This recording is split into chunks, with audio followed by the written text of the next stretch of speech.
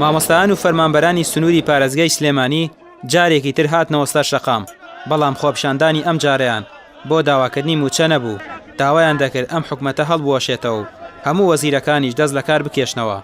خۆپیشاندانەکە لە بەردەم پەروەردەی ڕۆژاوا دەستی پێکرد و بەڕێ پێوان بەرەو ئەنجومەنی پارێزگای سلێمانی بەڕێکەوتن.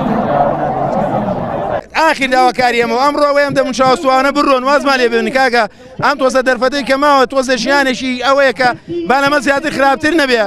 ئەم دەرفەتەش ماوە بۆ ئێوە بە خۆتان نابچنەوە و ژیان و ماف بۆ مامۆستا و فەرمانبەران و هەموو خەڵکی بگێڕنەوە با لەوە زیاتر ڕسوای دنیا و قیامەت نەبن. کێ لە توانای هەیە پێویستە بێت لێرە بە حکوومەت و بە بەرپرسیە وڵاتە بڵێ ستۆپ لە هەموو ئەو شتانەی کە نەعەدالەتیە. زۆر نیگەرانی لەم دەسەڵاتە و تر کاتی کۆتاییانە بەڕاستی ئەگەر بیانێ سەروەریەک بۆ خۆیان تۆمارکەن ئەبێ دەست دەکار بکێشنەوە بە ئەگەر ئەوە ناکەن دڵنیابن کە ڕاپەڕینێکی ترینەوە یەک دووبارە بێتەوە.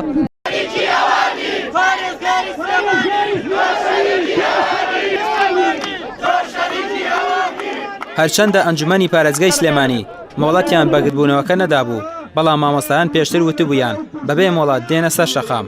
ئەنجومەنی پارێزگای سلێمانی 15 ڕۆژی خستۆتە بەردەم حکومەتی هەرێم تا وەڵامیان بداتەوە بۆ ئەوەی موچەی فەرمانبەرانی سلێمانی دابین بکرێت، بەڵام ئەنجومەنی وەزیران وتویانە هەر کاتێک پارە هەبوو دابەشی دەکەین. ئێستا ئیدی ئەنجومەن پێدەچێت بە ناچاری بڕیاری گەڕانەوە بۆ بەغداد بدات.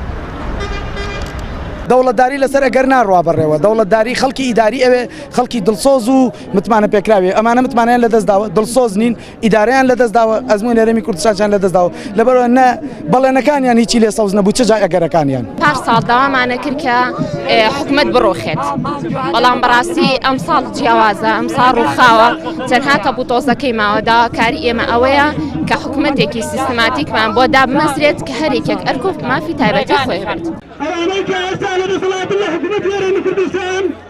مامۆستایان داوا دەکەن سەرجەم فەرمانگە و دام و دەزگاکان بۆ ماوەی 12 ڕۆژ بایکۆتی دەوامەکانیان بکەن، دوا مۆڵەتیش بە حکومەت دەدەن بۆ ئەوەی تەکبیرێک لەو دۆخە بکات و چیدی نەخۆیان هیلاک بکەن نە ئەم خەڵکەش بەخوانەوە سەرقاڵ بکەن. ڕایمەر عوسمان، کەناڵی ئاسمانی پێام، سلێمانی.